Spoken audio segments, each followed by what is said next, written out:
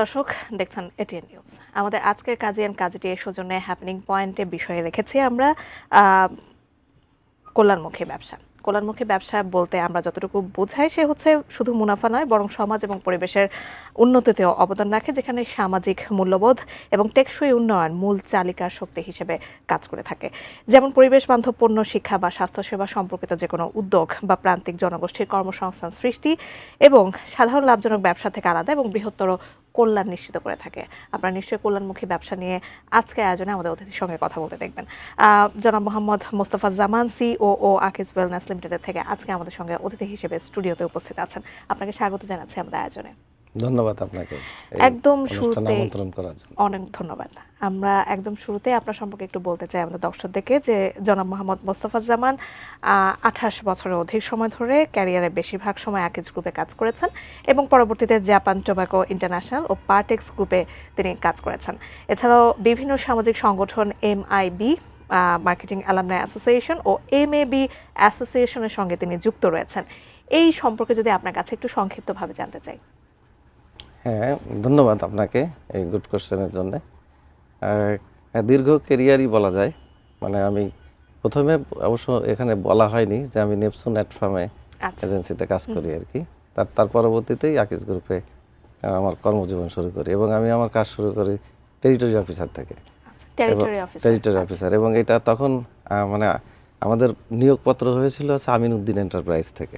এরপরে কোম্পানিটার নাম চেঞ্জ হয়ে আকিজ কর্পোরেশন লিমিটেড হয়। এবং আমি ইতিপূর্বে একটা ইন্টারভিউতে বলেছি যে আকিজ কর্পোরেশন 3টা কোম্পানির উৎপাদিত পণ্য সেলিংয়ের কাজে নিয়োজিত ছিল। সেটা হচ্ছে Dhaka tobacco, Akij match factory limited এবং আকিজ জর্দা ফ্যাক্টরি লিমিটেড।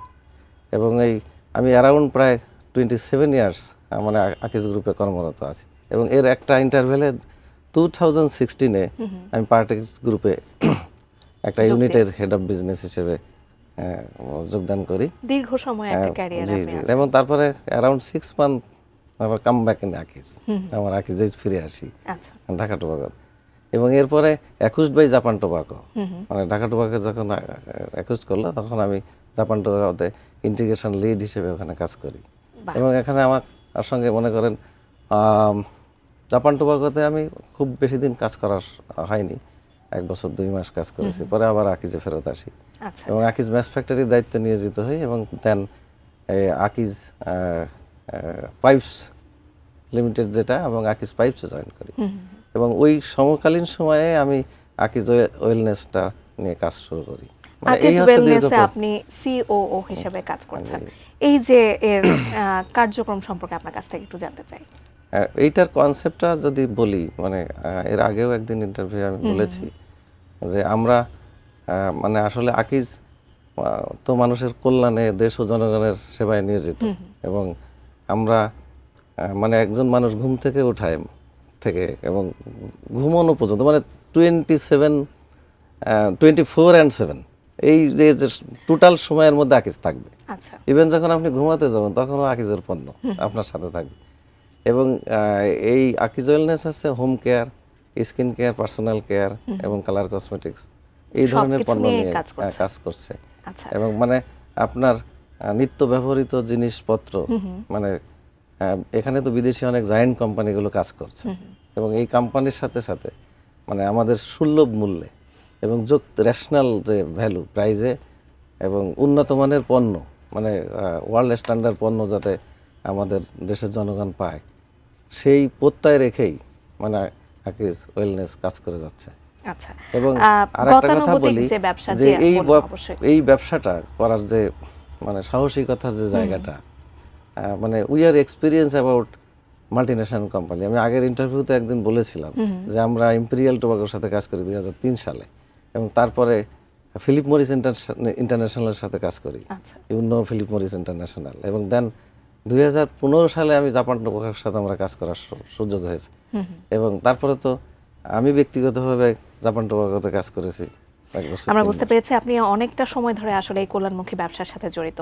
আমি আপনার কথা সূত্র ধরেই বলতে চাচ্ছিলাম যে এই যে গতানুগতিক ব্যবসার দিকে না গিয়ে আকিজ গ্রুপ জীবনমুখী বিজনেস, আকিজ ওয়েলনেস ডেভেলপমেন্টের দিকে যে মনোযোগটা দিয়েছে, সেটাতে আসলে কারণটা কি? আসলে আকিজ তো সকল ধরনের কার্যক্রম এবং বিজনেসের সাথেই যুক্ত। তা যে যে সেক্টরে বিজনেস নাই মানে সেই বিজনেসগুলো তো মানে জনগণকে সেবা নিশ্চিত করার একটা প্রত্যয় নিয়ে কাজ করে এবং দেশের সেবা করছে, কল্যাণ করছে। মানে এই সেক্টরটাই আমাদের ফুটহোল আগে ছিল না, কিন্তু ফুটহোল না থাকলেও ওই যে সৎসাহসের যে জায়গাটা, এক্সপিরিয়েন্সের যে জায়গাটা, সেটা বললেন।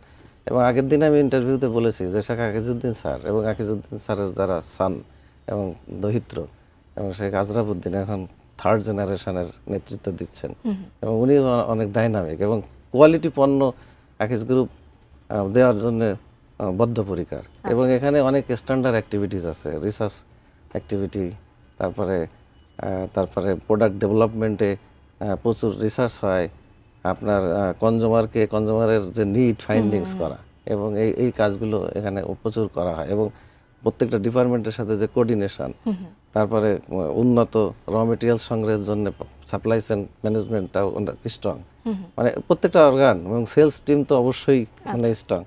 এবং এখানে মার্কেটিং স্ট্র্যাটেজি নিয়ে ব্র্যান্ড অ্যাক্টিভিটি করা হয়, যে জন্য কোম্পানির সাস্টেনেবিলিটি এবং এই মালিক পক্ষ এবং মানে যে কর্মী বাহিনী এর সাথে একটা সুন্দর সম্পর্কের জায়গাটাও অনেক সুন্দর। এবং এনারা যে পণ্য তৈরি করে এই পণ্যটা অবশ্যই মানে তারা নিজেরা ফ্যামিলিতে এবং পার্সোনালি মানে ওরা কনজিউম করেন, দেন মার্কেটে ছাড়েন, আগেও একদিন বলেছি। আচ্ছা, এমআইবি বা মার্কেটার ইনস্টিটিউট অফ বাংলাদেশ কি নিয়ে আসলে কাজ করে, অর্থাৎ এই যে অর্গানাইজেশনের উদ্দেশ্য সম্পর্কে আমাদেরকে কিছু বলুন। এমআইবির সম্পর্কে একজন মানুষের নাম আগে আমি বলি, ডক্টর শরীফুল ইসলাম দুলু। আচ্ছা, ইনি এই এমআইবির স্বপ্নদ্রষ্টা। এবং এইটা হচ্ছে যে আপনি দেখে থাকবেন যে বাংলাদেশে প্রায় 60 লক্ষ মানুষের একটা কমিউনিটি যারা এই সেলস, ট্রেড মার্কেটিং মানে পণ্য উৎপাদনের কাজ সহ বিভিন্ন কাজে নিয়োজিত আছে। এবং আপনি একটা জিনিস খুব খেয়াল করলে দেখবেন যে করোনার সময় চিকিৎসা সেবা দেওয়ার সাথে সাথে বাসায় কেউ মুভমেন্ট করতে পারেনি, সবাই তো আমরা কোয়ারেন্টাইনে আছি। এই একটা সময়ের মধ্যে আপনার প্রোডাক্ট পণ্য পৌঁছে দেওয়ার এই সাহসিকতা কে ভূমিকা পালন করেছে? আমাদের এই সেলস বাহিনী। তাই এইটা একটা বিশাল কমিউনিটি।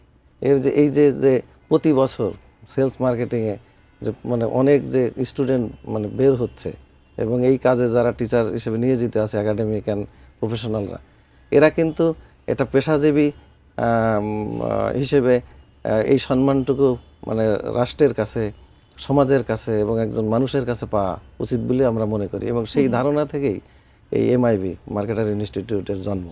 এবং এটা ইউনাইটেড করছে মানে এই জনগোষ্ঠীকে, এবং এদের পেশাদারিত্বের উন্নয়ন ঘটানোর চেষ্টা করা হচ্ছে ট্রেনিংয়ের মাধ্যমে, এবং প্লেসমেন্টের করা হচ্ছে, এবং একটা হ্যাপিনেস তৈরি করা হচ্ছে। এবং এই যে একটা নেটওয়ার্কিং তৈরির মধ্য দিয়ে এই জনগোষ্ঠীর যে উন্নয়ন করা এবং এটা নিয়ে কাজ আরো বেশি আপনারা ছড়িয়ে দিচ্ছেন। আচ্ছা, আমরা এই নিয়ে আরো কথা বলবো আপনার সাথে, তবে তার আগে দর্শক, আমাদের হ্যাপেনিং পয়েন্টের আজকের আয়োজনে একটা ছোট্ট বিরতি নেবার সময় হয়ে গেছে।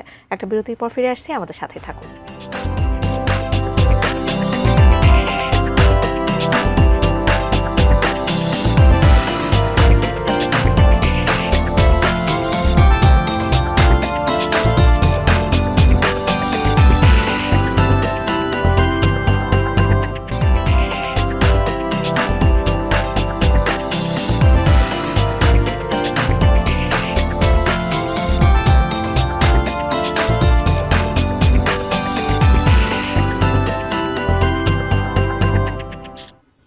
বিরতির পর আরো একবার আমন্ত্রণ জানাচ্ছি আমাদের আজকে হ্যাপেনিং পয়েন্টের আয়োজনে। এবং আজকে আমরা কথা বলছিলাম কল্যাণমুখী ব্যবসা নিয়ে আমাদের আজকের অতিথি আকিজ ওয়েলনেস লিমিটেডের সিওও মোহাম্মদ মোস্তাফাজ্জামানের সাথে। আপনাকে আরো একবার আমন্ত্রণ জানাচ্ছি।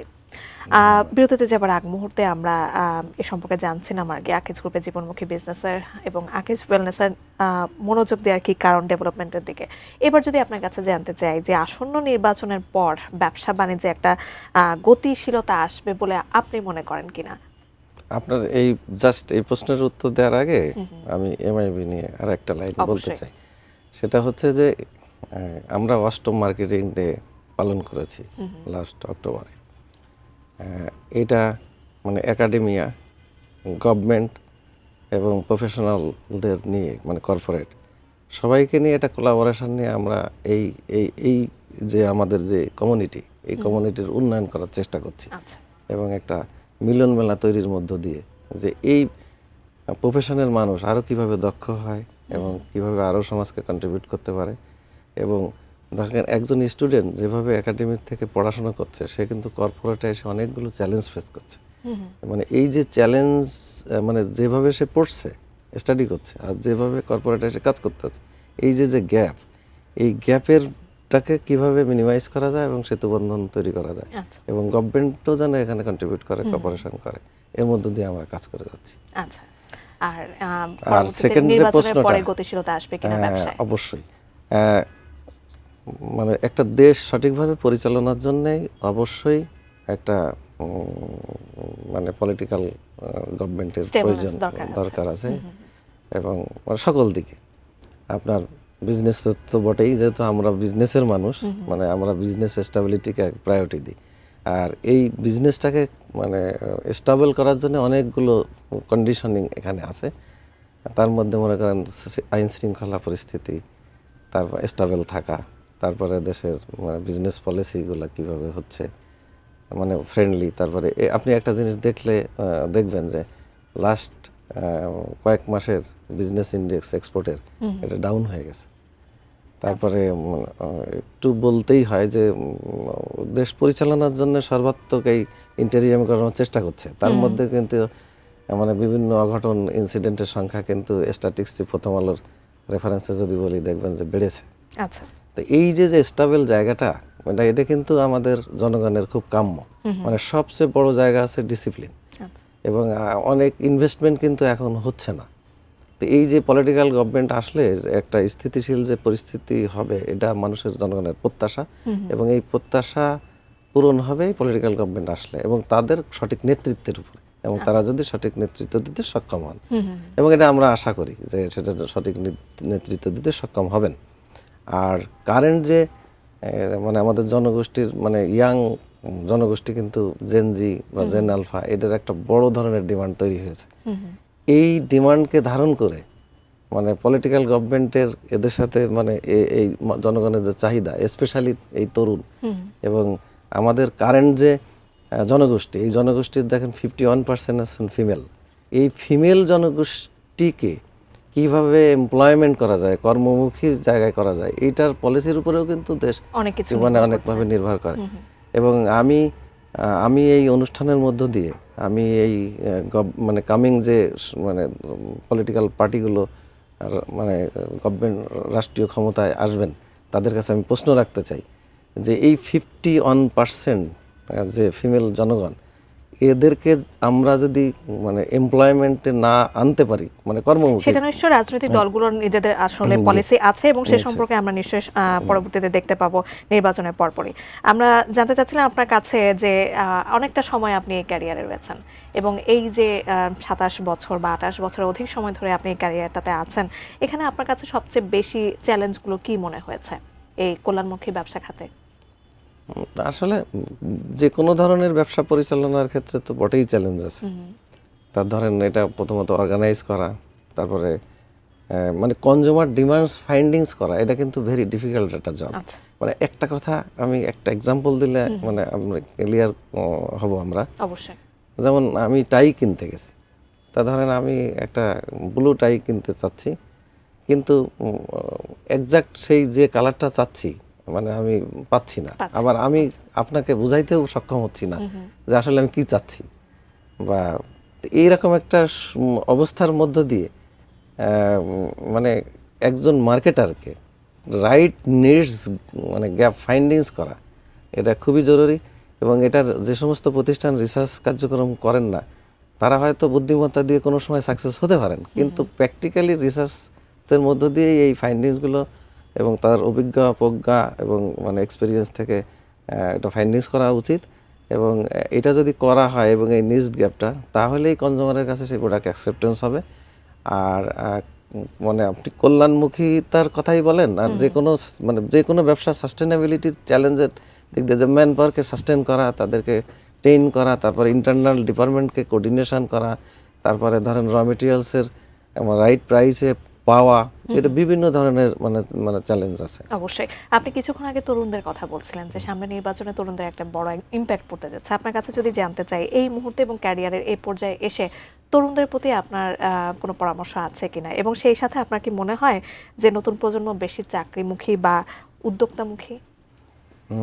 এখনো পর্যন্ত বাংলাদেশের মানুষের মানে উদ্যোক্তামুখিতা আছে, কিন্তু ইট ইজ নট সাফিসিয়েন্ট, অতটা আসেনি। এবং চাকরিমুখতা এবং মানে এটাই বেশি।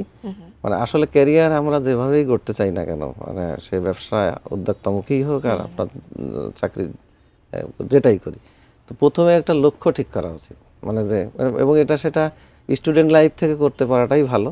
কারণ যদিও আমাদের দেশে এই সুযোগগুলো কম, যে আমরা যে সাবজেক্ট পাই বা যে সাবজেক্টে পড়াশোনা করি অনেক সময় মেলে না, তারপরেও কিন্তু আমরা তার বাইরেও কাজ করা উচিত, যে লক্ষ্যটা ঠিক করা। এই লক্ষ্যের পক্ষে তাকে স্কিল ট্রেনিং, জার্নাল, তারপরে যে প্রফেশনের সাথে সে যুক্ত হবে সেই ধরনের কর্পোরেট মেন্টর খুঁজে বের করা, মানে সেটা স্টুডেন্ট লাইফেও হতে পারে, স্টুডেন্ট লাইফের বাইরেও হতে পারে। এবং মেন্টরিং কিন্তু খুবই ভেরি ইম্পর্ট্যান্ট। এবং আপনি খেয়াল করে দেখবেন যে লাইফে মেন্টর ছাড়া একজন লোকের সাকসেস হয় না। সে কিন্তু বসও না, সে কিন্তু টিচারও না, কিন্তু আপনার বন্ধুত্বের মধ্যে আপনার কোয়ালিটির মানে আপনাকে পার্সোনাল অ্যানালাইসিস করে আপনার ভিতরে কি ধরনের কোয়ালিটি আছে এবং তাকে সেটা জাগ্রত করা এবং সেই জায়গাটা ফোকাস করা, এবং এটা খুব জরুরি। তা একজন তাকে স্কিল হতে হবে এবং সেই সম্পর্কে তাকে পড়াশোনা করতে হবে। এবং প্রথমে যখন একজন ক্যারিয়ারে আসে বা ব্যবসায় আসে, অনেকগুলো হুসুট খেতে হয়। যেমন আমি জিওগ্রাফি হয়তো সে চেনেই না বাংলাদেশের, মানে এতগুলো থানা বা জেলা, তাকে এই নতুন জায়গায় অ্যাডাপ্টেশনের একটা ক্যাপাবিলিটি অর্জন করতে হয়। তারপরে মনে করেন নতুন পরিবেশে কেউ ধরেন আপনাকে ওয়েল অ্যাকসেপ্ট করছে, কেউ ওয়েল অ্যাকসেপ্ট করছে না, তো ওইটাকে আপনার পারসুয়েশন ক্যাপাবিলিটি দিয়ে কিন্তু তাকে ম্যানেজ করার বিষয়। তারপর আপনার থাকার জায়গা নেই, খাওয়ার জায়গা নেই। আগে তো আমি বাবা মায়ের হোটেলে খেয়েছি বা বাসায় খেয়েছি, আসলে পরিবেশের সাথে অ্যাডাপ্ট করতে হবে, মানে খুবই জরুরি। তারপরে এর মধ্যে নতুন প্লেস, নতুন পণ্য, নতুন চ্যালেঞ্জ, মানে লাইফটাকে কিন্তু রিশিফট করা। এই ব্যাপারে যদি সে আগে থেকে একটু প্রস্তুতি নেয়, জার্নাল করে এবং একটু মেন্টরিং নেয়, এবং ক্যারিয়ার লাইফেও মেন্টরিং খুব ভেরি জরুরি। আমরা বুঝতে পেরেছি। আমাদের আয়োজনে একেবারে শেষ পর্যায়ে আমরা চলে এসেছি। আপনার কাছে যদি একদম শেষ একটু ছোট করে জানতে চাই যে আপনার কাছে সাফল্য মানে কি, একটু ছোট করে যদি বলেন। এইটা সাফল্য শব্দের অর্থ যে আমার গোল কি বা আমার এক্সপেকটেশন কি, সেই এক্সপেকটেশনটা আমি কতটুকু পূরণ করতে পারলাম, এটা তো একটা হ্যাপিনেস তৈরি হয়। আর হ্যাপিনেস হচ্ছে আসলে একজনের সাফল্যের মূল চাবিকাঠি। আর একটা হচ্ছে যে মানে আমরা কিন্তু শুধুমাত্র মানে ইটিং আর সিটিং এর জন্য পৃথিবীতে আসিনি, মানে আল্লাহ তো অবশ্যই এটা ভালো কাজের জন্য পাঠিয়েছেন। তা জনকল্যাণ মানে মানব হিউম্যানিটি, এইটা মানুষের মধ্যে থাকতে হবে। মানে আমি নিজের কাজ তো আমি করবই, আমার পরিবারের জন্য আমি করবো, এটা প্রথম দায়িত্ব। দ্বিতীয় দায়িত্ব আছে আমি সমাজের জন্য কি করলাম, তাহলে এটা হচ্ছে আমার এক্সপেকটেশন। এবং এটা আমি সবাইকে বলতেও চাই যে প্রত্যেক মানুষের একটা, যেমন আমরা গাছ রোপণ করতে পারি সমাজের জন্য, সোসাইটির জন্য, আমার পরিবারের জন্য, আমরা সমাজকে ক্লিন করতে পারি, তারপর আমরা ক্লাইমেট নিয়ে মানে ওয়ার্ক করতে পারি, অনেকগুলো ধরনের কাজ করার সুযোগ আছে। আর অবশ্যই আমরা ক্যারিয়ার থেকে যে মানে অ্যাচিভমেন্টটা পাবো, এবং কোনো মানুষ যদি সত্যিকারেই কাজ করে, ফোকাস করে তার ওই কাজে মনোযোগী, সে স্কিল হয়, জার্নাল পড়ে, তারপরে ওই ধরনের মানুষের সাথে সে মেশামেশি করে, নেটওয়ার্কিং ডেভেলপ করে এবং সেই কাজে মনোযোগী হয়, তারপরে মানে বিভিন্ন ধরনের, এখন তো মনে করেন পৃথিবীটা উন্মুক্ত, মানে যে কোনো জায়গায় আপনি অ্যাভেলেবেল পাচ্ছেন আপনার সব তথ্য উপাত্ত। এইটার ব্যাপারে আপনাকে পড়াশোনা করতে হবে এবং প্র্যাকটিক্যালি ফিজিক্যালি প্রেজেন্ট থাকতে হবে, ভিজিট করতে হবে, মানে ভিজিটে যেতে হবে। এবং আরেকটা আছে মেন্টর নিয়োগ করার ক্ষেত্রে, বা নিয়োগ ঠিক না, মানে মনোনয়ন করার জন্য খুবই জরুরি। এবং ওয়ার্ল্ডের যতগুলো বড় মানুষ দেখবেন যে তারা মেন্টর নিয়োগ করছে। অসংখ্য ধন্যবাদ আমাদের আজকে আয়োজনে যুক্ত হওয়ার জন্য আপনাকে। আপনাকেও ধন্যবাদ, এবং যে সমস্ত দর্শক এই অনুষ্ঠান দেখেছে তাদেরকেও আমি ধন্যবাদ জানাচ্ছি। দর্শক, আজকে আমরা কথা বলছিলাম কল্যাণমুখী ব্যবসা নিয়ে এবং নানা দিক নিয়ে। আমাদের অতিথি আজকে বলছিলেন সিও আকিজ ওয়েলনেস লিমিটেডের মোহাম্মদ মোস্তফা জামান আজকে আমাদের সঙ্গে উপস্থিত ছিলেন। অন্য কোনো দিন নিশ্চয়ই আমরা অন্য কোনো আয়োজনে আপনাদের সামনে চলে আসবো। সেই পর্যন্ত আপনারা নিশ্চয়ই এটি নিউজের সঙ্গে থাকবেন। অসংখ্য ধন্যবাদ।